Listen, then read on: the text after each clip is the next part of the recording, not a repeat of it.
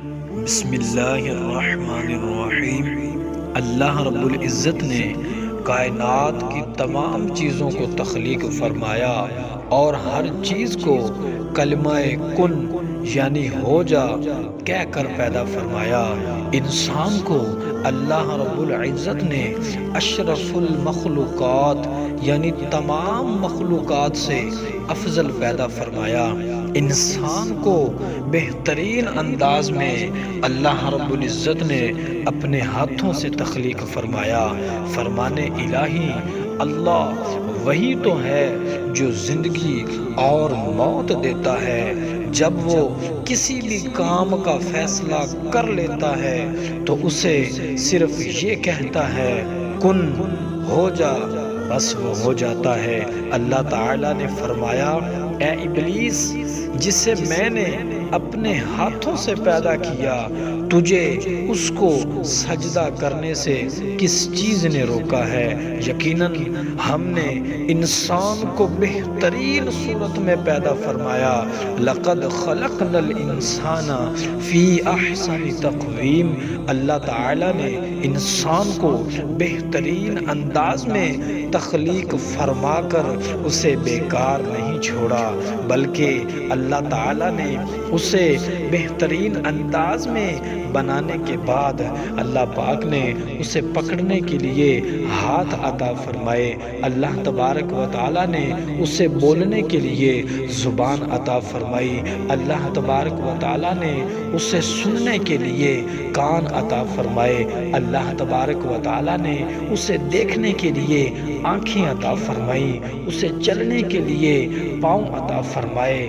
انسان کا دنیا میں آنے کا مقصد اللہ تعالیٰ کی عبادت ہے۔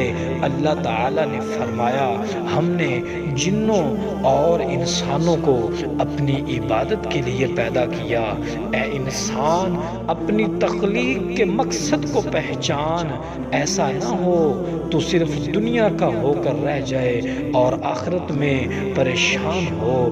دنیا میں اللہ تعالیٰ کے حکم کو تو مان لے، قیامت میں اللہ تبارک و تعالیٰ تجھ پر کرم فرمائے گا۔ دنیا کے اندر آنے کے مقصد کو پہچان لے، اپنے رب کو پہچان لے، اپنے رب کی بارگاہ میں جھک جا، اپنے خالق کائنات کی بارگاہ میں جھک جا۔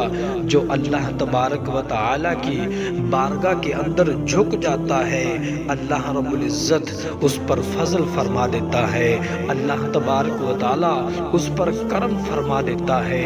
اللہ رب العزت نے ایک حدیث مبارکہ کے مفہوم کے اندر ارشاد فرمایا کہ جب میرا بندہ میرے عمل پر عمل کرتا ہے، میرے حکم کے پاسداری کرتا ہے، جو میں اس کو حکم دیتا ہوں وہ اس کو جب پورا کر لیتا ہے، تو جب وہ پکڑتا ہے تو میں رب اس کے ہاتھ بن جاتا ہوں، جب وہ دیکھتا ہے تو میں رب اس کی بینائی بن جاتا ہوں، جب وہ چلتا ہے تو میری رحمت اس کے ساتھ چلتی ہے، جب وہ بولتا ہے تو میری رحمت اس کے ساتھ بولتی ہے۔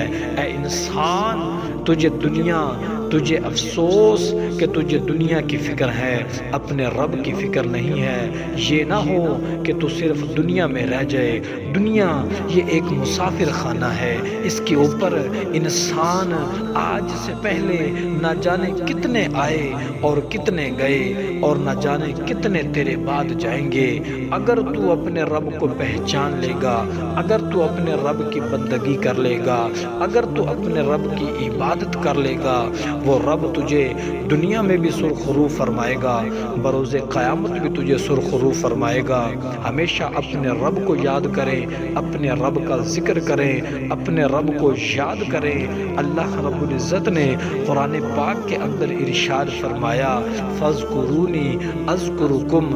اگر میرا بندہ دنیا میں رہ کر مجھے یاد کرے گا، میں رب عرشوں پر اس کو یاد کروں گا۔ سبحان اللہ، میرا رب اپنے بندے کے ساتھ کتنی محبت فرماتا ہے۔